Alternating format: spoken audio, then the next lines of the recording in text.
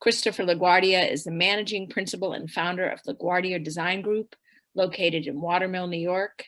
A fellow of the American Society of Landscape Architects, he serves on the boards of the Cultural Landscape Foundation in Washington, D.C., and the Lake George Land Conservancy in Bolton Landing, New York. He has lectured widely on the importance of the profession as it relates to climate change at Cornell and Rutgers University. He is with his colleagues tonight. We spoke a little bit beforehand. Daniel Thorp is a registered landscaped architect and has been with LaGuardia Design Group since 2007. And Ian Hanbach is also with us. He's been on the team since 2005. Our panelists are in conversation tonight with architectural and cultural historian and critic Alastair Gordon. He is a contributing editor for design and architecture at Wall Street Journal, the magazine of Wall Street Journal, and the author of the blog Alastair Gordon, Wall to Wall. He's also the author of Assembled in Light and many other titles. We will also have his books in the chat box that you can click in and buy at any of your independent bookstores, BookHampton, RJ Julia, and RJ Julia Wesleyan. And without further ado, I'm going to hand it off to Alastair, who will speak with our panelists. Please ask questions and enjoy the show. Great, thank you very much. And thank you, BookHampton, for always being a steady resource for culture in the East End of Long Island, and for a long time. This was a really fun project. I worked with Chris and the others just on an introduction to the book, so I don't know the work as well as they do, obviously, but I know enough to sort of guide the conversation. And my fascination with landscape on the East End, is that it's so much more ephemeral than architecture, and it's sometimes more difficult to photograph. It's more difficult to write about and talk about because there's so many different qualities that are just, really about light and color and tone and texture. And I've always been fascinated. And when I was doing this book called Weekend Utopia about, 25 years ago, I looked up a lot of the early descriptions from the 19th century, especially pre-Civil War and then right after the Civil War, of people coming out to the East End. And it was really, the perception was very much about wastelands. The idea of American landscape was very much from people like Frederick Church and painters of the Hudson River, Hudson Valley School, these dramatic Western canyons or, beautiful hills up the Hudson River. And this just didn't kind of fit in with the notion of 19th century picturesque. And it really took till well after the Civil War, 1878, around that, 1880, when artists like the Tile Club group started to come out by train to the end. And they started to see these things. So in a way, it's a landscape. I think this is really interesting and plays a part in the LaGuardia Design Group and how they approach landscape, is that it's a landscape that was almost reinvented or reintroduced to the public by artists, by this series of artists, starting with, Thomas Moran, William Merritt Chase. Then we have that explosive post-war group of artists like Jackson Pollock, de Kooning, Robert Motherwell, who, built probably one of the first experimental houses with Pierre Chareau in 1946, that got torn down in the 80s, kind of started a whole movement to re-examine the modern movement out there, and architects like Peter Blake, Andrew Geller, Philip Johnson, so their work was very much, and up to Charles Grothmy and Meyer, and even I think the turning point is Norman Jaffe, which we'll get into in a sec, the work was very much about a sculptural architectural entity placed in this natural environment, not really doing too much to it. So I want to know let's lead off with Chris, in terms of you came out sort of in around 84, I think, right? Yeah. What was your impression of the landscape when you first came out? And also, what was the work being done? Like, the few landscape architects that were working, how were they interpreting that natural native landscape that in some ways was overlooked or denied to some extent? Yeah, well, in 1984, the Hamptons looked a lot different to me. anyways, you know, Meadow Lane was probably a mile of uninterrupted dunes, which were incredibly beautiful. Today, there's probably 20 or 30 houses along it. So we lost that. And, but there's still fragments of it there. You see it in the back of the cover of our book. There's still fragments of what I saw in '84. They still exist, and we like to embrace that. The second thing really are the farm fields. The farm fields were vast. Right. It seemed like you were in Kansas, but that too is being broken up. But there's still are fragments of it here that give you a sense of what it was at one time. So what do you recall? I mean, you worked for, I forget the name of the firm. You worked Peterson and Lynch, yeah. Peterson and Lynch. What were the interventions though? Because I remember, you know, when you described Meadow Lane in that period, I moved out there from California about the same time you did.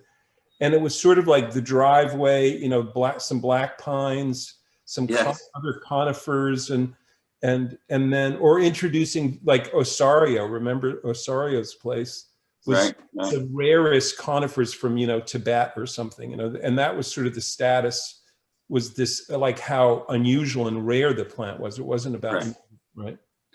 He was more of like an arboretum or Osario. He bought one of everything really, but in the landscaping business, most of the houses were landscaped with black pines and Russian olives. Right. They both grew like crazy. Today, most black pines have died, and Russian olives have been banned by the DEC, so you can't plant them anymore. So these were stalwarts of landscaping, that and privet, which still persists today. So it's really evolved over the years. It's really gotten better and better, the sense of landscape design, the amount of plant material that's available. You much had more sophisticated than it was.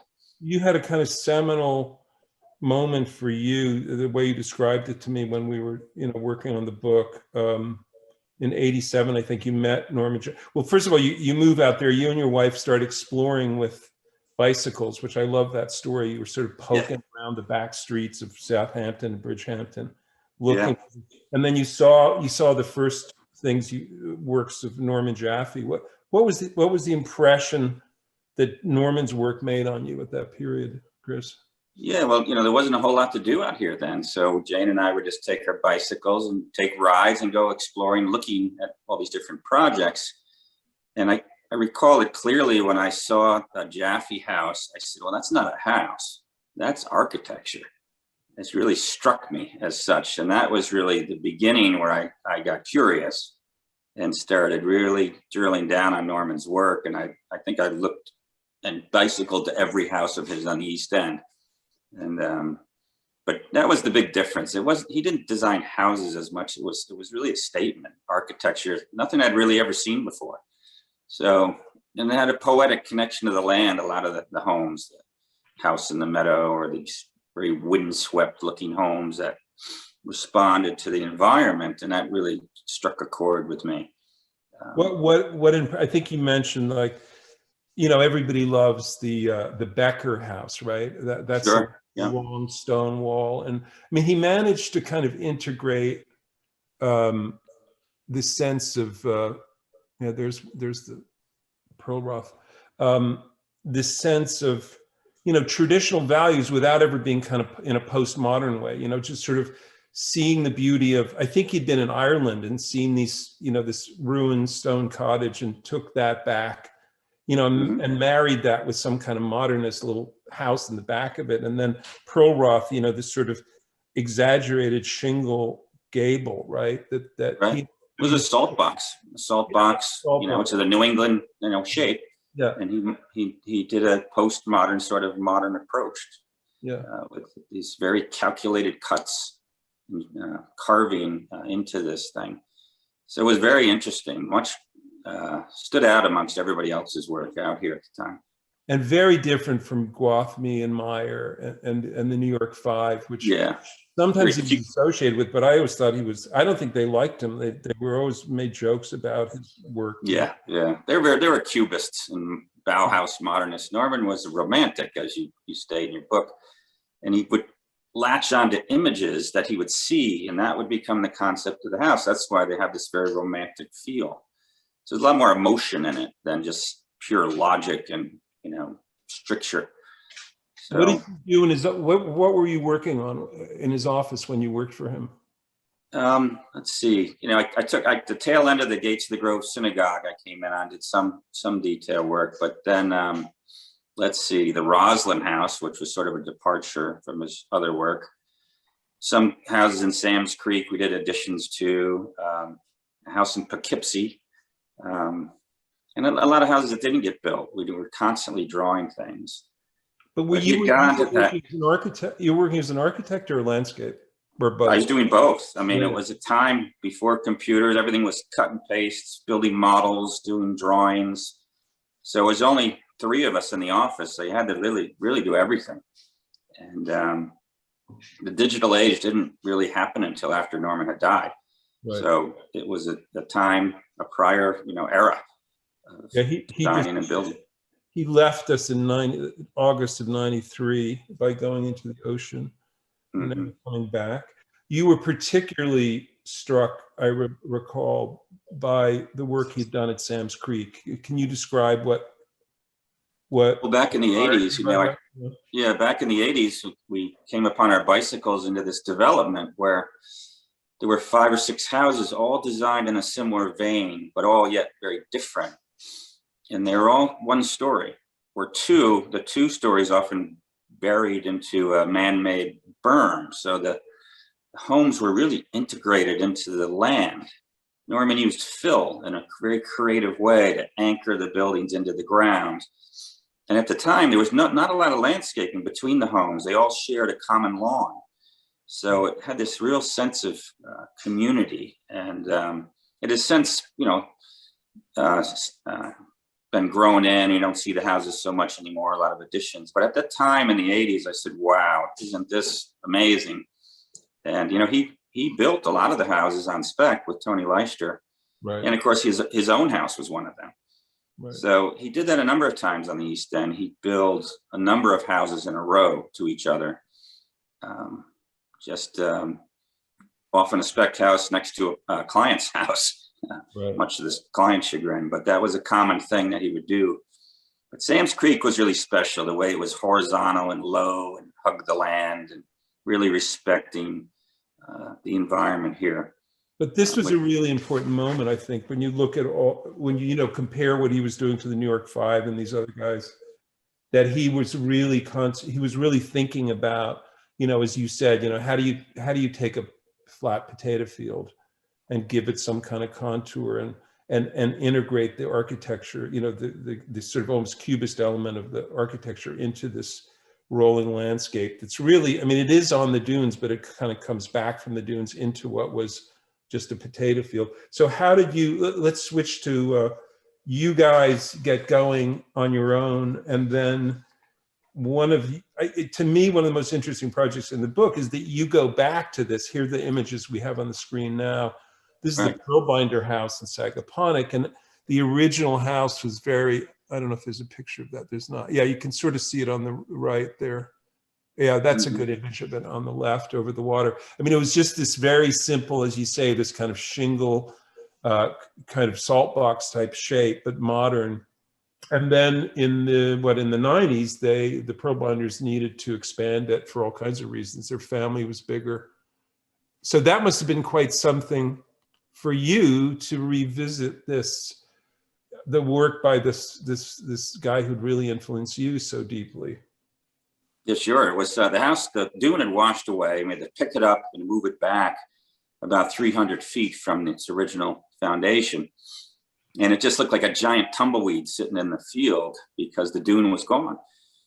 So the job was to rebuild the dune around it, but it was an enormous amount of fill and 30,000 yards. So instead of trucking it in, we built this pond and excavated the fill from the site and rebuilt all of this. But the additions to the house were problematic because they sort of violated the original house. But in the end, working with the architect, they became just a series of low built-in decks, almost like Sam's Creek. So the original house still held its integrity, and the additions disappear into this landform that we created. So it was quite an opportunity, and a big concept of the house was, and for many of Norman's homes, was using a single material of just shingles. And he liked that because it felt like he was carving like a sculptor. So for the landscape, we decided to do the same thing. We made a meadow and then carved into it. So to kind of carry that concept into the landscape. So it's pretty successful in that way. Here you see the dunes on the right, how sculptural they are in their singularity of material. So that concept of Norman's, I use it continually to this day. And it gives it a certain calm to the whole thing. It's a beautiful reclamation project because you literally are saving the house, right, from erosion, from sea level rise. Yes. Right. Yeah.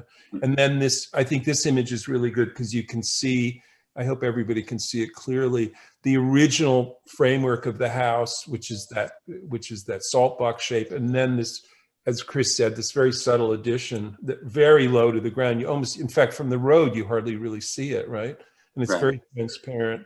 I thought it was a very respectful, Sabella Rosa, right? Is his name? Yeah, the tour binder's son-in-law. Son-in-law. Very talented, but young. So him and I battled it out together, but we're good friends today because of all this. And Norman had a lot of techniques he used, and one of them was scale. And he would never like to reveal the scale of a building. So he never wanted to show anything domestic, not a door or anything. So burying the house to a level that doesn't seem like a house takes away the idea that it's an addition, because you only see like 6 feet of it.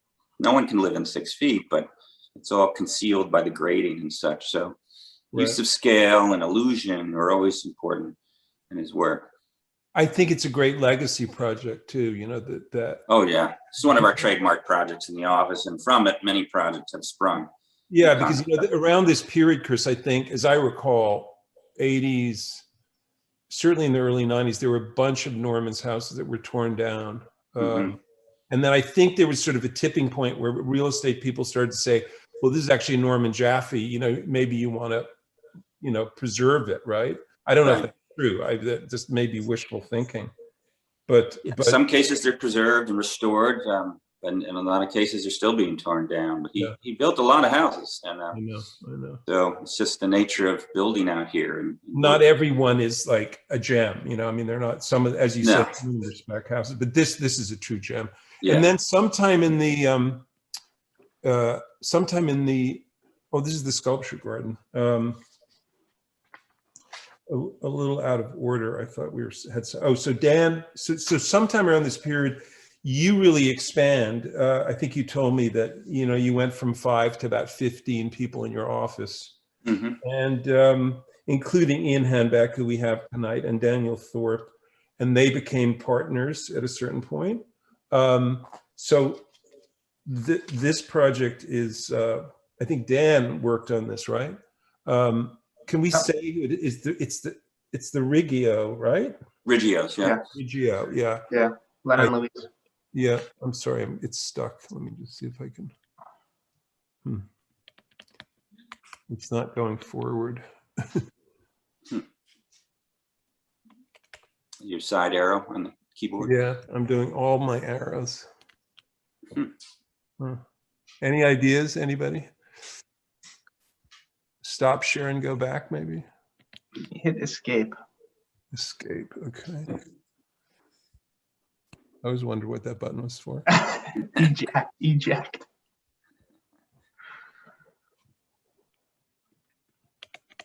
Huh, seems totally frozen. I have to close it out. Yeah, can someone intervene here, or should I just stop share? You can try the stop share and then restart, and that should likely fix the problem. Okay, then share screen. There we go. Ugh. Technical challenges. It doesn't go, oh, there it goes. Okay, it goes, there we go. Okay, that seems good. So this is quite an extraordinary project. And the reason I mentioned the client is that I think so many people out there know about it already. It's an extraordinary piece of property in BookHampton that it really houses this amazing art collection. Dan, you want to go over this? You know, you told me a beautiful story about this series of rooms that you guys created to house all the outdoor pieces of art. Yeah, I mean, it's a project I worked on very closely with Chris and a few other associates in our office. I'm sure Chris will want to pop in. There's many stories to be shared about this one. This is at the time was one of the biggest commissions to come into our office.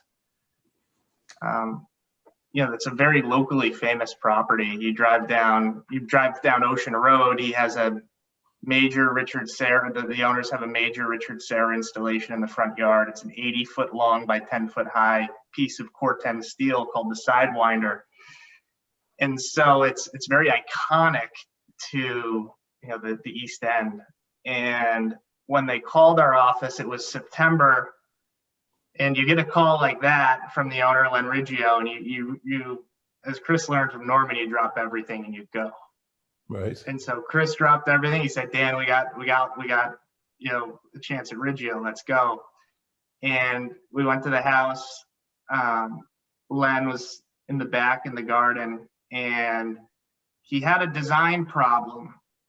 And the project you see on the screen to the right kind of evolved as we worked more and more with the clients in their art collection. But the first meeting was really about the swimming pool.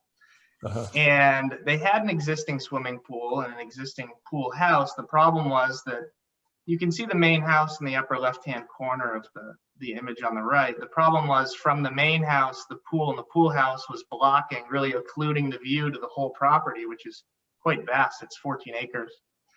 So his problem was that he wanted a new pool and a new pool house, but he didn't want to look at the pool fence. So in the state of New York, you have to put a 4-foot high fence around your pool. So that was the design problem that he wanted our help solving in that moment. So at that time, the scope was really a new pool house and a new pool, and he knew he had some pieces of art that he needed help placing, but we pulled out our sketchbooks and started going at a solution. And in about 5 minutes, we had come up with this idea of sinking the pool down about 30 inches and involving Is this this is the pond. This is a different area of the property. But just to look at the pencil sketch. Yeah, if you go to the pencil sketch, you can see that opening image. The sketch is this. Yeah, keep going back. There. One more, two more. Keep going. There you go. Right there. So this was the idea, and this was the view that Chris and I had from those garden chairs looking out over the property with Len. At the time, you were looking right at a pool house. And so he knew he wanted the new pool. He had to fence the pool. So we ended up coming up with this convention where we lowered the pool and hid the fence within a wide thicket of billowing native shrubbery. And so the fence kind of went away, and he was able to finally, see this idea of seeing the full depth of this 14-acre property. So from there, we started talking about the rest of the property, and he said, I have a couple more ideas. Where would you place some of these big pieces of art? He's a major art collector. And so we started from then working on a master plan, and the one of the constraints was that we had 7 months. He wanted to achieve and implement this whole master plan for the back and place all of this artwork and create all these outdoor rooms, like the room in the lower right of this image, to house his artwork. But he wanted it done for the following summer, which is very common with our commissions. So that was one of the biggest constraints is we had from September to basically May to turn the whole property upside down and build all of this, build the plan. So would he just tell you, Maya Lin is doing an earthwork, which is the thing you see here on the right, or Walter de Maria does this. I think Walter de Maria did this ball, right? The marble ball, is that de Maria? Yep, correct. 62-ton marble ball that was actually being held at a naval shipyard in Germany, and had to be container shipped over to the States and then craned into place. But Len had many pieces of this scale. I mean, that particular piece is massive. It's 9 feet tall. It's a 9-foot diameter sphere. but many of these pieces were large, and he very much wanted, again, Maya Lin here on the screen, it was more about each artist having a singular space. So there was no overlap between artists' work. And so he felt it was very important to honor the artist's work within the landscape, within their own separate zones. So this was the Asema Noguchi garden, where he had Len Luis had a wonderful and vast Noguchi collection of these beautiful, carved sculptures. So this was, the whole garden was dedicated to just Noguchi. But again, this was part of a larger master plan that we worked with, the Riggios quite closely on how to connect all these spaces. And in the end, we ended up with almost a mile-long walking path that linked together all of these outdoor gardens and rooms that were dedicated to individual artists. But each space is anywhere from a half acre to an acre large. So this is the... Yeah. How would you show the clients? Would you work with a scale model, and then have the sculptures and show what you were going to do around it, or was it all through drawings mainly? A lot of it was full-scale mock-ups. Right. For the Asema Noguchi garden, plywood mock-ups were made of those chiseled sculptures. The Maya Lin, if you want to hold that, that snow shop. Yeah. So Maya came out, and in the beginning, it was, she was. We were working with her on this. It's about a 1 acre piece of the property in the heart of the back of the rear of the house. And in the very beginning, it was just a stick in the dirt, kind of dragging a stick around and trying to come up with a way to manipulate the land and give it a sense of scale, and it was about how she could manipulate the land in a meaningful way and at a scale that people really felt as they moved through the landscape. So this is 382 feet long. Wow. And at the highest points on its ridge, it rises to almost 6 feet. So, but in order to pull this off, we did mock it up full scale out of we took all of the fill spoils from the excavations of the site and basically built a dirt berm that was in this shape. And as a live, full-scale mock-up, walked it, sculpted it with Maya. It took a series of weeks to get it right.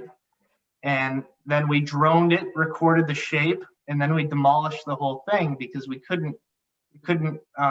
it wouldn't survive as just a pile of fill. It needed proper drainage. It needed proper soil structure.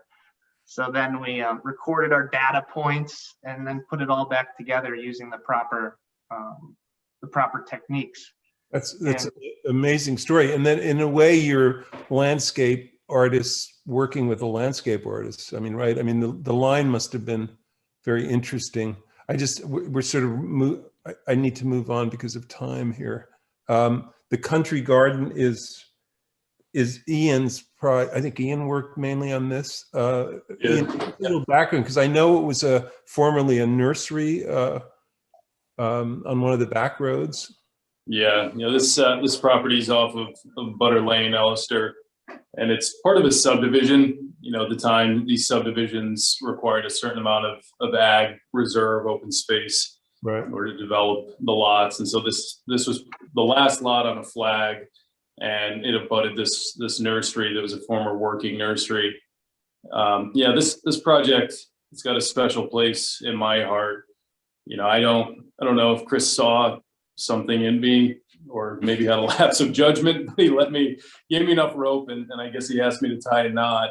So I was able to work directly with the client on this more than I had on other projects. Chris was always there, but I had met with the former owner, since been sold, and it started, he just called us in to screen a tennis court. And we were looking at the court and we were talking about how to do that. And he said, well, I've got all this plant material. And I don't think we really appreciated the breadth of what that statement meant until we walked around the corner. There's the shot in the lower left-hand corner. I think we stood on that terrace before that fire pit was installed. And I think we were all just awestruck by what we had there. What a gift to work with this plant material. And so we went out and we walked the nursery with him. I mean, we did that a number of times. You know, I think a common theme with our clients, you know, is the value they put on landscape. You know, and here obviously he had a special landscape with the nursery, and he knew it. He knew it intimately, and he asked us to draw that into his site. And so we did that figuratively by borrowing the vista, right, drawing that in, you know, from the view corridors, and then we did it physically by going out and hand selecting trees. I think if you go forward one sheet, Alastair, there's a Go view back. of it. Yeah, go forward, other way to the right. There's an alley of cherry trees. Is that it? Yeah, so this is, we went out and we got the trees from the nursery and we repurposed them. This is a big design move that linked the house to the pool area. And we repurposed them in this alley deliberately, not only because it was a beautiful way to ensconce the path, but because it became a reference to the rows of the nursery, right? We drew that into the house proper. But you replanted, you picked them up and replanted them, obviously. You didn't leave them where they were, right? Or did you? No, we worked with, give Whitmore's a shameless plug on this. We worked with Spencer's brother, who was working with Whitmore's at the time, to go out and dig these trees up out of the field, and they replanted these in this place. But again, just taking cues with what we were given in his nursery and sort of the way they were planted out there, using that to inform the design. Very, very, it must have been a little bit like being a kid in a candy shop, right? When you first came in. Yeah, without the cavities. Yeah, it was great. Very lucky. With most of the plant material, was it taken away and sold somewhere else, or did you use a lot of it that was already there? No, we used quite a bit. I mean, I'll be honest with you, that was a challenge, striking that balance. And it was very fortunate, as I said before, to have Chris there, because I could have probably overdone it with some of the trees. I wouldn't say every tree out there. I mean, that shot on the lower left, you can see there's 20 weeping beech in that row. And I think they're perfect right where they are in that photo. Probably didn't need to be in the property. So we really had to show some restraint in terms of using what would fit up around the house, and then letting the things that were at their best in that nursery remain. And it was really a matter of editing that in a way where it related back to the house. You can see that grill, or sorry, that fire feature is on axis with a row that we opened up, and that was a deliberate move. We really tried to play off of that. Very beautiful project. And then this one, which I actually think I know. Yeah, this is a house in Sagaponack.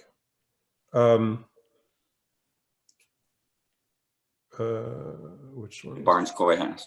It's the Barnes Coy. Yeah. So Ian and Chris worked on this.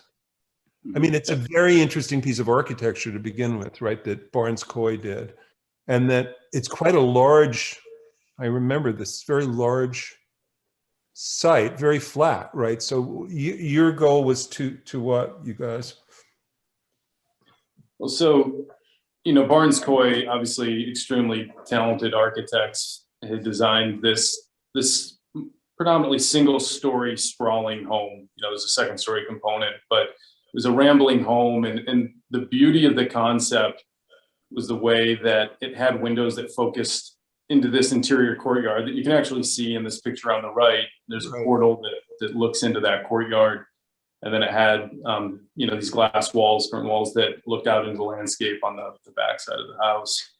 And so the brief, the challenge put to us by the client and the architects were to draw the landscape into the architecture. And it was a pretty flat site. It was a converted farm field, you know, similar to the prior project. And to Chris's point about the way Norman would ground a house in the land, you know, they sought to do that here as well. It was just a little more challenging because we didn't have, you know, the undulating dune to relate or to tie into. So we had to create those moments. And an example of this, similar to the Riggio project, that the image on the left, we actually depressed this pool area as well. And there wasn't a fence to hide, but it just started to create defined rooms and layers of interest.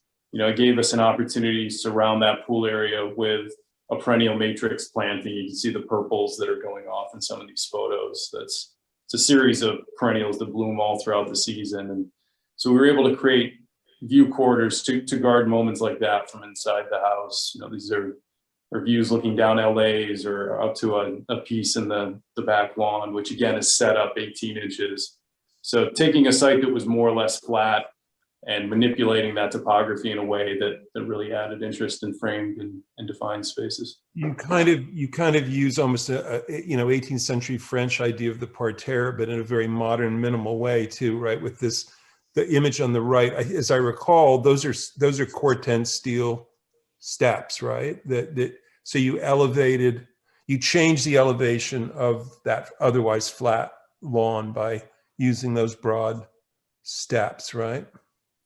That's correct. Yeah, we stepped out of the back of the house to a lower lawn precinct that related to a terrace on that side of the house. Right. And then we stepped back up to a larger lawn that would be for recreation or entertaining. If you had a tent or something like that, you would put it there. And so they became, rather than just having a big open expanse of lawn, they became deliberate spaces, right? That had different and deliberate functions.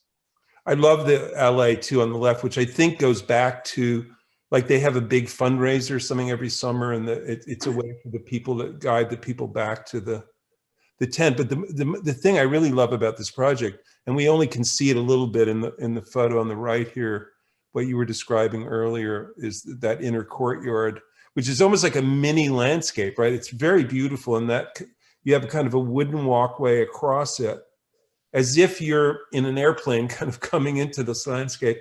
And then you do kind of cross-axial planting, right? With crisscrossing pathways that lead into this interior gallery that's glassed in on all sides. It makes for this almost perfect merging, in my mind, between the architecture, their collection. They have a very nice collection of art too that's sort of hung in that gallery, and the landscape. It's really merges together beautifully. Yeah, this is another project, similar to the tennis court screen planting that morphed into much more than that. I think, Chris, the initial interview was about 2 small area wells in this courtyard and how to plant those out in a way that was pleasing. And the project grew from that. That was a moment that helped us establish trust and, come to an understanding with the client about a vision for the property, and it grew from there. So again, just wonderful. From the entry court, the forecourt. Yeah, it just started to emanate outward until it involved the entire property. Oh, that's cool. Again, great clients to allow us to sort of implement and execute that vision. I think we're at the end, because I thought we had Calvin Klein's house, which I'd love to just have you guys say, whoever wants to jump in, just to mention it, because I know Calvin sold it quite a while ago, but you guys were brought in. Basically, I know that you worked with some other people. There was Edwina von Gaal was involved, and Fred Stell and Stell Lamont Rouhani were the architects of record. And it was quite a project working with, I think you were limited to just only native plants, right? Is that correct? We don't have any images of it, unfortunately, but.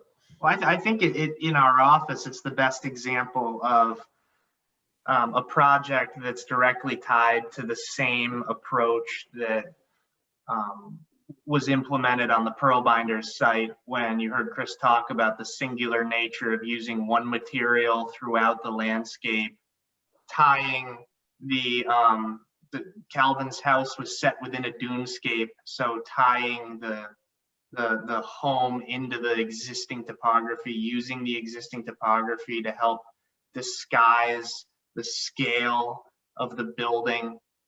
It's all there. I think it's a wonderful example of how you can take a project from decades earlier and use that same what made that success possible. You use it, that you implement it in a direct way. Well, it really worked. I hope the new owner keeps most of it, because it was a beautiful, again, a kind of convergence of landscape and architecture. And the house that had been there, that weird castle, whatever it was that had been there before, was an enormous square footage wise, structure. And Calvin's was sort of broken down. I think there was a guest house, and then the main pavilion, which only had his master bedroom and obviously a lot of living space, and then another lower structure that was a kind of, I think, a theater, right? An underground theater and a Studio. pool house. Yeah. The first page in the book, Alastair, is a sketch, the original sketch I did for Calvin. If you open the next page, Oh, okay. that was the. Again, it's stuck. I'm sorry. Oh, it's stuck. But that sketch is still, the remnants of it are still there. This pool house built into the dune and buried. These concepts came from Norman, and we continue to carry these with us as our tools in the toolbox. So yeah, it's a beautiful.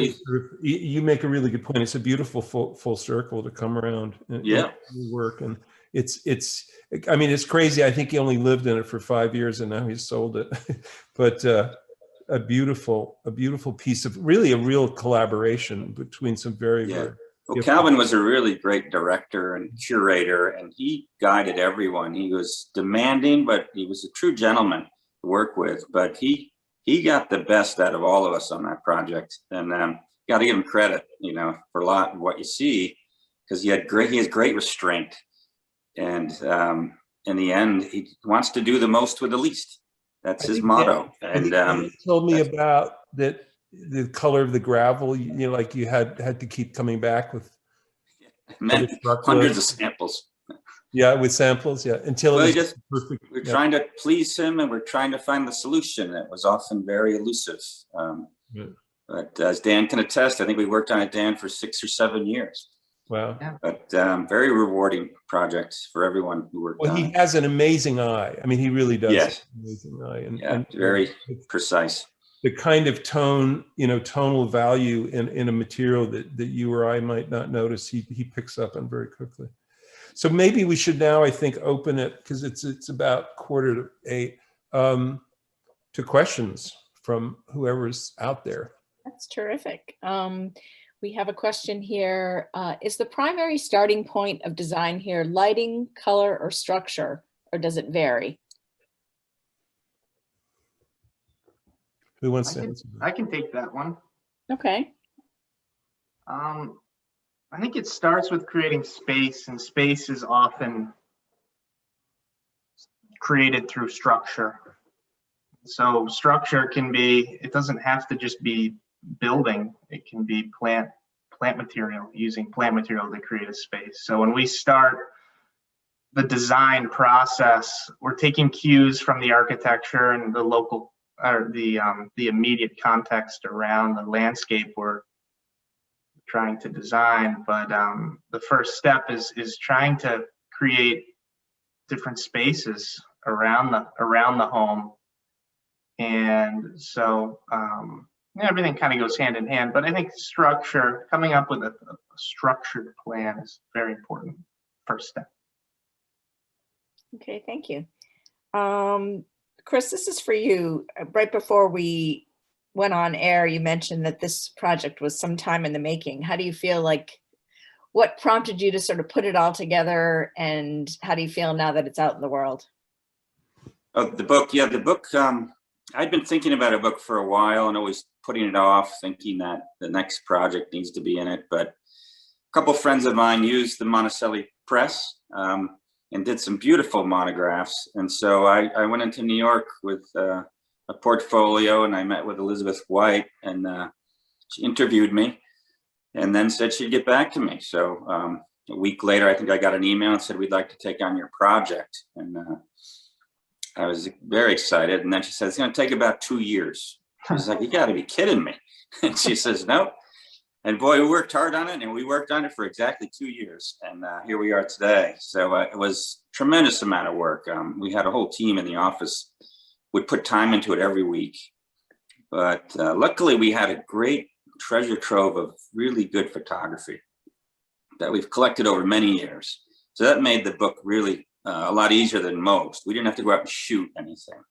It was really a sort of a curation of our projects. We had probably 300 or 400 projects. We only had to pick 30. That was tough. And then it was edited down to about 22 projects. But what a great experience. I think Elizabeth White's on the call here. She was great to work with at Monticelli, and we're really happy about the results, and can't wait to do the next book. Terrific. And also, Daniel and I were talking a little bit before the start. Everybody's probably asking you this question, but how's business, and how do you think people are looking at their properties now since COVID? Have you been slammed with people wanting new work? Are they tired of their property, looking for some change? Just curious if you could speak to that. Have you seen a big surge since people are coming out of the pandemic? Yeah, I mean, we literally get a couple calls a day in new work. Oh, really? Unfortunately, we're just booked up now, and you don't want to take on too much work and give bad service to somebody. So we're scheduling things in advance now. So September. You gotta do a good job in what you have. But it's been a huge shift, and seasonal houses are now permanent houses, and suddenly there's a new focus. Right. So we have never been busier right now. What of that? Seasonal houses are now primary houses, and how has that changed your scope in the project? And I'm curious.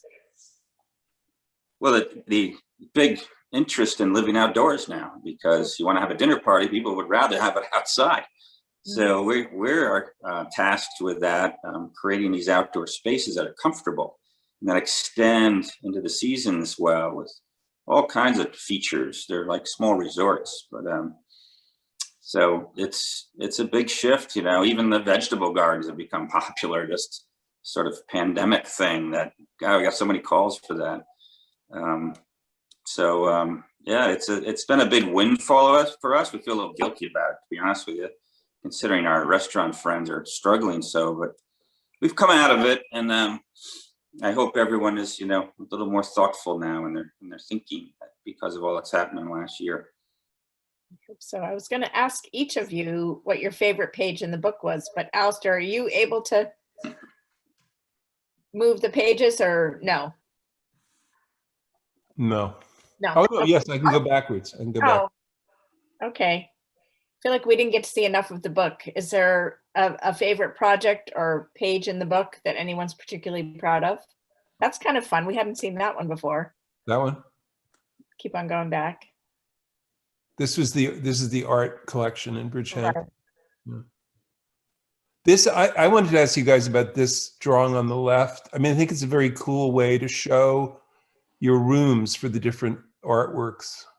Yeah, this was done. Yeah, this was done by one of our associates, Thaxton Crandall, who came up with this idea of kind of like a moving section. And so if you start at the upper left, you work your way down through the spaces, and it's a section elevation. And I think it really captures each room so nicely that you move through as you move through the landscape. But this is the way you experience the landscape on the walkways you see on the right side of the page. As you walk through those different outdoor spaces, you come upon well, it really would. Otherwise, you would have to have this huge, long drawing, right? That would be almost impossible to. Yeah, it's consolidated in a legible way. Yeah, it's a ribbon kind of. We got some incredible talent in our office. As much as we like to talk about, we have just incredible people working for us that come up with things that amaze us every day. I wanted to ask you guys a question. I mean, this is sort of leading off of the COVID question a little bit, but I know it's hard to generalize, but in terms of, here's the example. The Pearl Binder house had to be moved back 400 feet because it had been built in, I think it was the 70s, right? Like the mid-70s. And it had quite a bit of dune in front of it when it was built, and then it's sort of slowly, eroding away. How much do you guys now think about and factor into your projects, this ongoing erosion and obviously sea level rise as a factor? I mean, I know you're very plugged into environmental issues, but in terms of sort of the more destructive elements of, what we all know what can happen out there in a hurricane, right? Yeah, let's go in. Yeah, yeah. It's a good question, Alastair. we're cognizant of it. A lot of our projects are on the ocean, and we're very fortunate to do that kind of work. But there are guidelines that drive the design, things that we have to honor. FEMA pushes the houses up in the air, right? And that was the impetus for this relocation of the Provider House. So we're a little more proactive in the planning on some of these projects. And so we obviously accommodate those requirements, but I think it's our job to then interpret or to design those restrictions, or design within those restrictions in an elegant way. And I know you don't have the image handy, so I guess this is a teaser for people to maybe go out and buy the book. But this is the Seaside Residence. It's Patty, to answer your question, my favorite picture is on 55, so another teaser there. But this is an example of how we graded. Yeah, we graded up to the first floor and used the landscape to transition from the existing topography to the first floor of the house. We expressed the pool with an infinity edge. It became a feature of the design, and we really embraced that grade change, and we let it inform our design moves. And I think the result is quite nice and unique, and I think it's in the spirit of what Chris has described earlier as a driving principle of Norman's architecture. It grounds everything, right? You don't get this situation where the house is looming above the site. It feels integrated to the site. Do you ever take a FEMA restriction and see it as a plus, as something that might actually drive your creative mojo a little bit? Yeah, absolutely. Well, it's a plus in that the house will be there in the future, so that's a major plus. But yeah, you might not otherwise have the opportunity to have a 5-foot waterfall wall to walk in on. You might not have the opportunity to have these steps that integrate with the land, these blade steps that bite into the land on an otherwise flat site. So I think, constraints can be viewed as constraints or as opportunities, and we tend to look at them as opportunities. Right.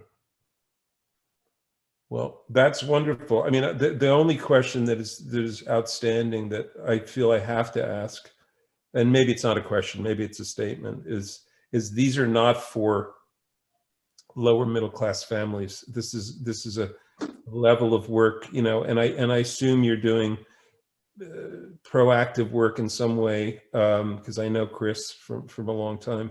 But again, I don't know if it's a question. It's just something that's, the reality of working out there is, there's a lot about status. There's a lot about one-upsmanship. And how does that feel? When you're working on, Calvin's house, for instance, I think it sold for 120 million. This is a fairly rarefied world you're working in. Any thoughts, or you don't, or no comment?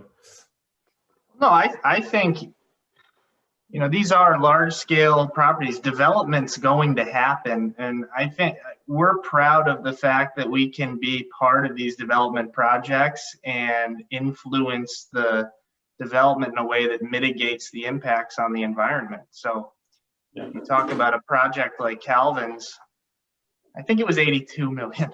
But the scale of destruction that the building of a massive home like that takes on the environment is it's scary. And so development like that's going to happen. I think having landscape architects on board that have the ability to influence how environment is recreated in a sensitive way after the dust settles is something that we find is noble. And yeah, these are very lavish projects we're working on, but we look at them as environmental opportunities to kind of help preserve the East End of Long Island.